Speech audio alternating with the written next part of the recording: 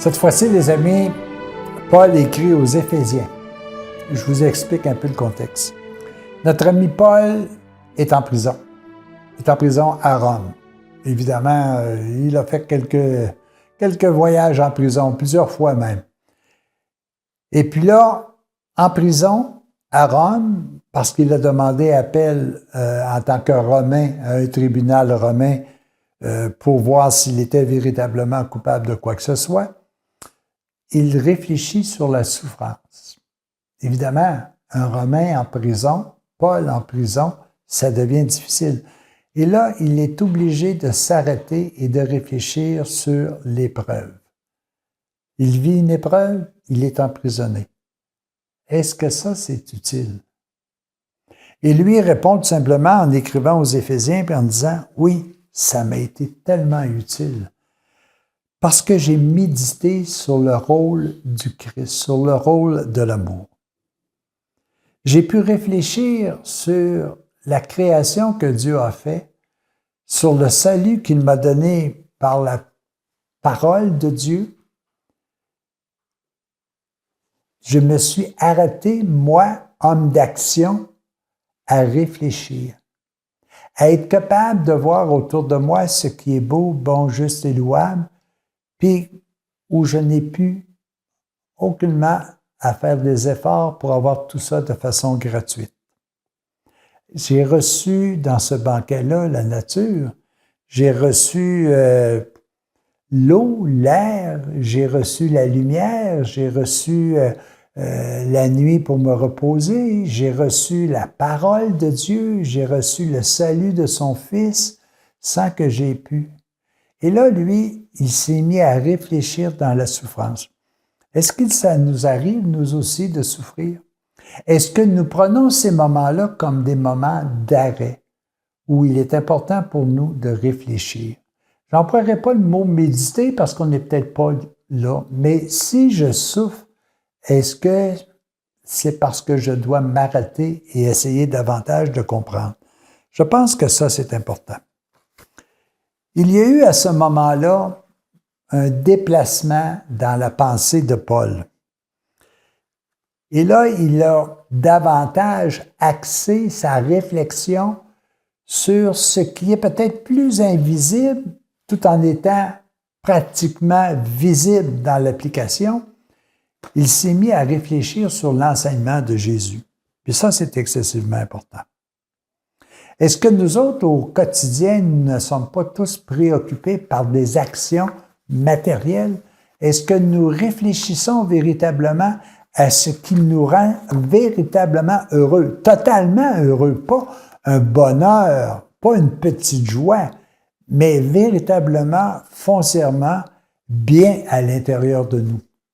Est-ce que nous prenons le temps de véritablement, ou est-ce que nous ne sommes pas sans cesse en train de dire « Ah, j'en voudrais plus, ah, j'envie telle personne, ah, je voudrais savoir, ah, j'aimerais avoir tel prestige, ah, comment ça se fait que moi, puis bon, etc., etc. » Puis là, on a des modèles partout, y compris nous, personnellement, on a des modèles extrêmes de ce que l'on peut virer pour penser que c'est ça le bonheur, alors qu'en réalité, c'est pas ça.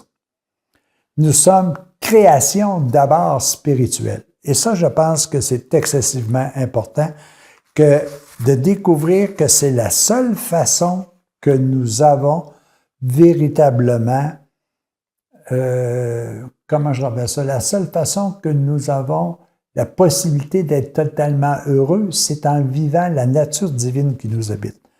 Paul a été baptisé et à ce moment-là, il a pris conscience. Nous avons été baptisés. Est-ce qu'on se souvient du jour où on a été baptisé?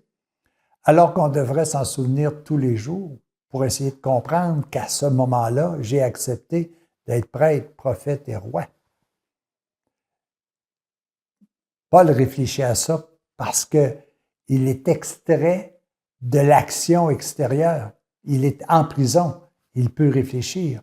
Chacune de nos souffrances, n'est-ce pas une certaine prison où nous devons nous arrêter et réfléchir? L'axe qu'a donné Paul à sa lettre aux Galates, c'est dans ce sens-là. Oui, il est peut-être nécessaire pour chacun de nous que nous ayons à souffrir pour nous arrêter, pour comprendre, pour puiser davantage dans la parole de Dieu. Les Israélites, qui étaient d'authentiques disciples de Dieu, avaient toujours cru qu'ils étaient eux seuls le peuple de Dieu. Quand ils ont vu arriver l'acceptation des gentils, ça les a déséquilibrés. Mais qu'est-ce qu'ils doivent davantage voir? C'est qu'à l'intérieur de toute personne, Dieu est présent. Peu importe que moi je les qualifie de juifs, de gentils, de catholiques, de protestants, d'islam, peu importe comment moi je vais les percevoir en tant qu'être humain.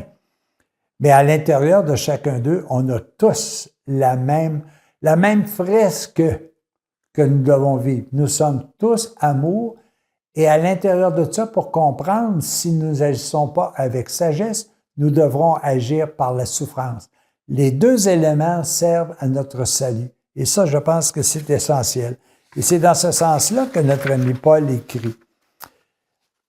Mes frères, mes sœurs, fortifiez-vous dans le Seigneur et dans sa force. Fortifiez-vous par peut-être la sagesse, mais aussi la souffrance. Les deux vont vous servir et c'est important. Nous devons comprendre complètement le message de Dieu. Mais pour comprendre le message de Dieu, nous pouvons agir par sagesse comme nous pouvons agir par souffrance. À nous de choisir. Nous pouvons faire les deux. Un peu comme on peut se dire, il m'arrive quelque chose, est-ce que je panique ou est-ce que je me mets à réfléchir? Est-ce que s'il m'arrive quelque chose, est-ce que immédiatement comment je rappelle ça, je panique?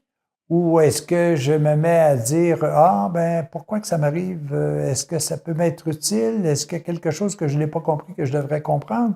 C'est un peu ce que nous dit notre ami Paul quand il s'adresse aux Galates. Puis dans le fond, les Galates, c'est un peu chacun de nous.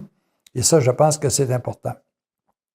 Donc, Dieu a placé à l'intérieur de nous ces principes. Est-ce que je les mets en pratique, sa parole? Est-ce que ces principes-là font en sorte que c'est ma base pour pouvoir solutionner les problèmes que nous rencontrons au quotidien? Alors, les amis, encore là, c'est un épître qui est très longue, 6 pages, je pense, mais qui me met, puis si moi j'ai à la relire aujourd'hui, probablement que je comprendrai autre chose. Mais ce que j'ai compris lorsque je l'ai lu il y a quelque temps, encore une fois, c'est l'importance de la souffrance. Ce n'est pas une obligation de souffrir, absolument pas. Mais si ça arrive, c'est parce qu'il faut que je m'arrête. Comme Paul, qui a été en prison, a dû s'arrêter, et là, il s'est mis à réfléchir sur tout ce qui lui avait été donné gratuitement.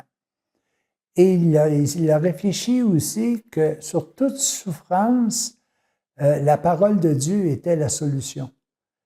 C'était à l'intérieur de la vérité véhiculée par Jésus que nous pouvons véritablement vaincre, que nous pouvons comprendre que nous sommes d'abord et avant tout de vie divine et par la suite, à cause de la chute que nous avons, à cause de l'orientation que nous avons décidé de prendre, nous nous sommes placés dans un vase qui tient prisonnière la vie divine.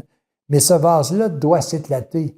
Et quand ce vase-là s'éclate, ça peut causer de la souffrance si nous ne comprenons pas pourquoi. Vous savez, lorsque une mère donne naissance à un fils, il y a de la souffrance pour voir quelque chose de plus beau. Dans ma tête, actuellement, je suis en train de voir un oiseau qui est en train de briser son œuf. C'est difficile, c'est une souffrance. Mais lorsque j'ai passé à travers la matière, l'oiseau voit la vie.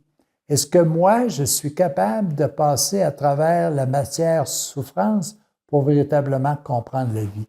C'est ce que Paul essaie d'expliquer à ses amis, les Éphésiens.